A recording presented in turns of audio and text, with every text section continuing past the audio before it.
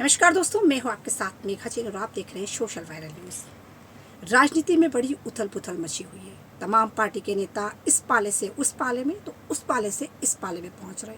लेकिन इंदौर में हाल ही में जो वाकया हुआ उसने पूरे देश में राजनीति में हलचल खड़ी कर दी। मैं बात कर रही हूँ अक्षय कांति बम की। अक्षय बम निकल गए फुस्सी बम। हमने देखा कि किस तरीके से अक्षय बम को कांग्रेस के प्रत्याशी बनाया गया था। 29 अप्रैल को 12 बजे के बाद कलेक्टर ऑफिस पहुंचते हैं और किस तरीके से अपने नामांकन को वापस लेते हैं और सवाल पूछे जाने पर जवाब नहीं देते अक्षय कांति बम। अक्षय जी, जब आपको पता था कि नामांकन वापस ही लेना है तो इतना प्रचार क्यों कर रहे थे? ये नौटंकी क्यों ये दावे कर रहे थे आप कि मैं कांग्रेस पार्टी की तरफ से जो वो उम्मीदवार हूँ जो कांग्रेस पार्टी की हर लड़ाई को लड़ूंगा? आप तो झूठे निकले, आप तो मक्कार निकले, आप तो चोर निकले। आप कह रहे थे कि पार्टी आपका समर्थन नहीं कर रही है।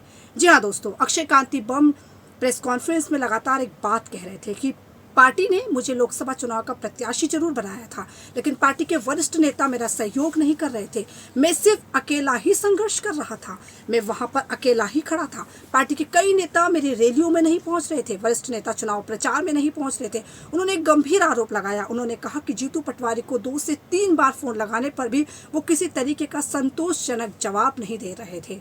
तो जब आपको ये सब कुछ पता था तो आपको ये पहले से ही पता होगा। 28 तारीख तक भी आप चुनाव प्रचार कर रहे थे, इवन 29 की सुबह तक आप प्रचार कर रहे थे। ऐसा क्या हुआ कि 29 को आपको कलेक्टर कार्यालय आप पहुंचते हैं, साथ में रमेश मेंदोला आपके साथ पहुंचते हैं और आप भारतीय जनता पार्टी में शामिल हो जाते हैं और आप कहते हैं कि आप मोदी जी की नीतियों से प्रभावित है। मोदी जी की नीतियां तो पिछले 10 सालों से चल रही है प्रदेश में, भाजपा की सरकार कई सालों से है। फिर आपने कांग्रेस पर दाव लगाया ही क्यों? जनता भी इस बात से नाराज है। एक बार फिर मध्य प्रदेश के इंदौर में राजनीति में उथल पुथल मची हुई है।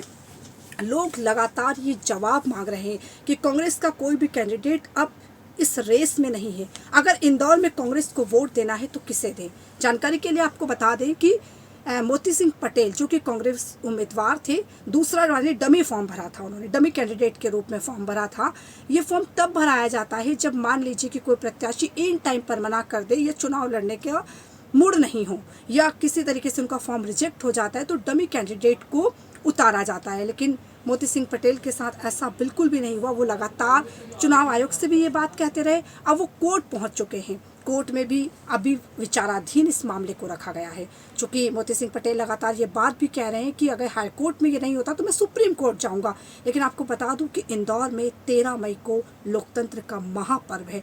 ऐसे में कांग्रेस अब किस कैंडिडेट को इंदौर में उतार पाएगी? जनता काफ़ी नाराज है। अक्षय कांति बम के इस चालाकपन से जनता बहुत नाराज है, क्योंकि जो लोगों को कांग्रेस में वोट देना था अब उसका ऑप्शंस खत्म हो चुका है। अब नोटा ही एक ऑप्शन रह गया है। मैं आपको बता दूं, भारतीय जनता पार्टी की वरिष्ठ नेता सुमित्रा महाजन, जिन्हें हम ताई के रूप में संबोधित करते हैं, लोकसभा स्पीकर भी रही हैं, वो भी लगातार प्रखर तरीके से इस बात को कह रही हैं कि आखिर ऐसा क्या हुआ कि अक्षय को यहाँ आना पड़ा। वो ये बात भी कह रही है कि ये गलत है। उनके पास कई लोगों के, भारतीय जनता पार्टी के वरिष्ठ नेताओं के फ़ोन आ रहे हैं और वो कह रहे हैं कि हम नोटा का बटन दबाएंगे। तो क्या हो सकता है कि इस बार इंदौर में सबसे ज़्यादा वोटिंग प्रतिशत नोटा पे होगा?